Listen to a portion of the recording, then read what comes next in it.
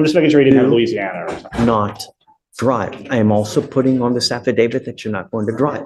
Do you understand? Yes, sir. You're looking around, you're just heed this warning, Mr. Bledsoe. Let's pause right here. Notice the judge isn't just asking if he understands. He's watching his body language. In bond hearings, demeanor matters. Looking around, appearing distracted, that can signal a lack of respect or seriousness. And when someone's freedom is on the line, perception can be everything. Do you understand? Yes, sir. Yes, sir. I totally understand. I only have one off day. I just sleep all day. Yeah, I talk to him every day, but still. Yeah, all right. Okay. Yes, sir. No, sir. On player side, all he's doing is setting the rules that you're going to follow. Okay. Yes, sir. What's the name? Bledsoe. Evading arrest and terroristic threat. He was in custody because he had a pending felony in the 228. So he's bonded out on all.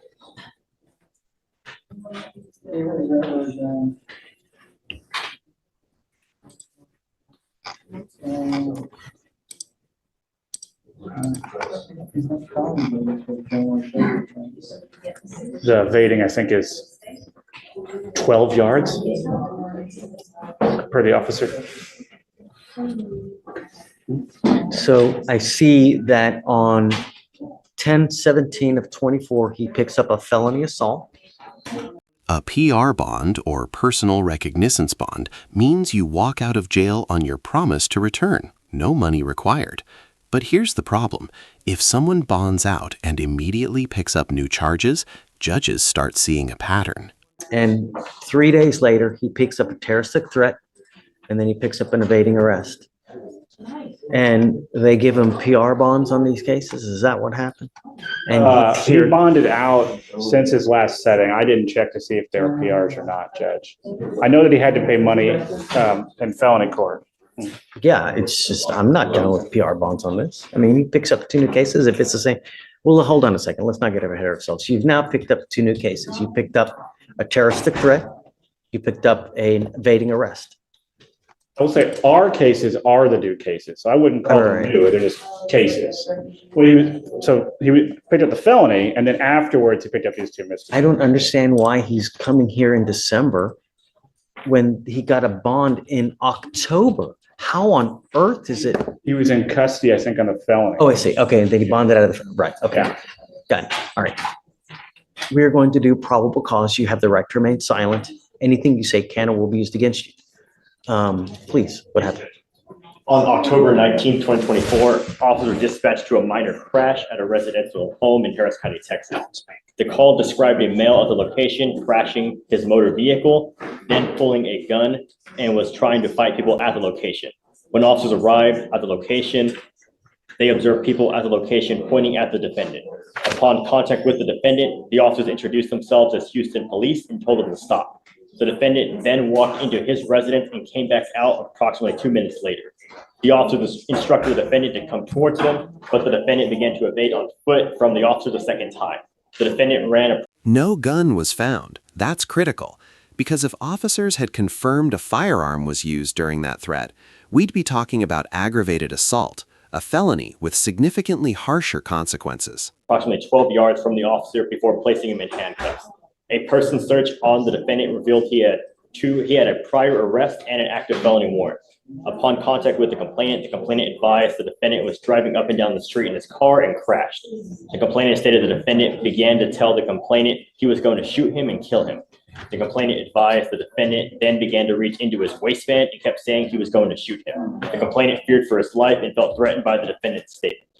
I will say gun was never found. No charges where the gun were ever filed. They charged him with terroristic threat. The judge is building conditions into the bond that give the court immediate power. If he violates that affidavit, boom, contempt of court, up to 180 days. No new jury trial needed for that violation, just a hearing. They would have charged him with ag assault if the police had believed that a firearm was used. Mr. Bledsoe, let me make something perfectly clear to you. I will do everything in my power to protect my public at all costs. And I don't care if I have to make your bond $2 million. I'm going to do everything in my power to protect my public at all cost. Do you understand? Yes, I sir. don't care who you are. I don't care where you come from. I don't care what, nothing. I want my county safe. You will be signing an affidavit with me today, promising me that you're not going to have any weapons whatsoever. And if I find that you have a weapon, I can have a contempt hearing. You're looking at 180 days in jail every time if you're caught with a gun. Do you understand?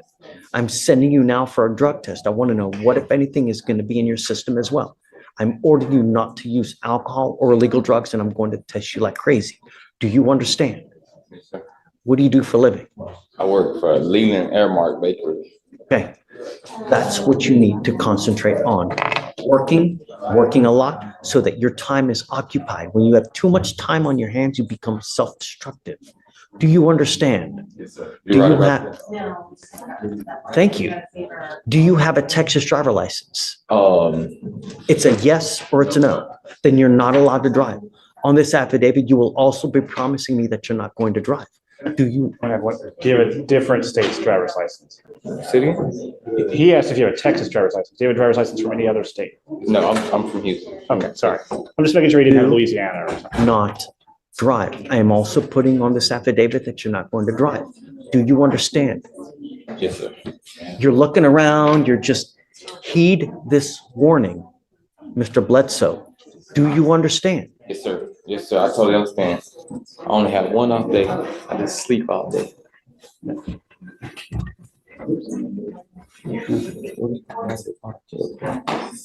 Some judges stick to sterile legal language.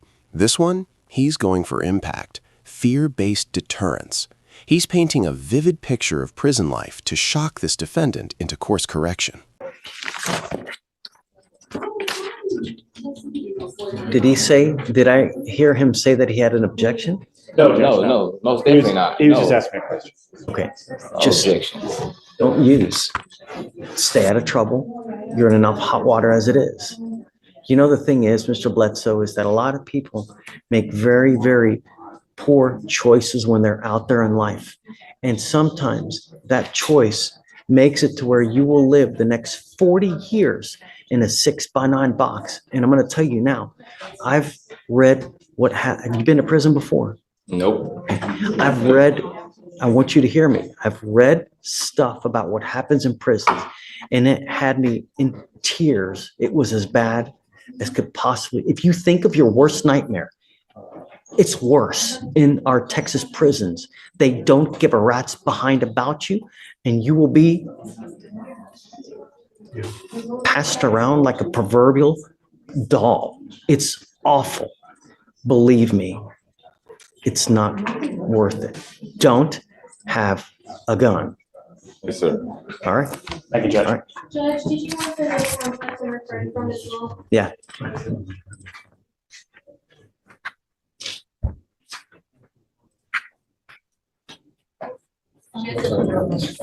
Judge Hatton, it's so great to have you back.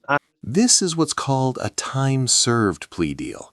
He already did more days than the agreed sentence, so legally, he walks. I heard it was just like, It went from flu Rona and then it turned into actually a mild pneumonia as well. So I'm glad to be. I'm so sorry, man. But I'm really happy that we're here. You know, sometimes it's just not fair, you know? It is, you can stand a stack on you at one time.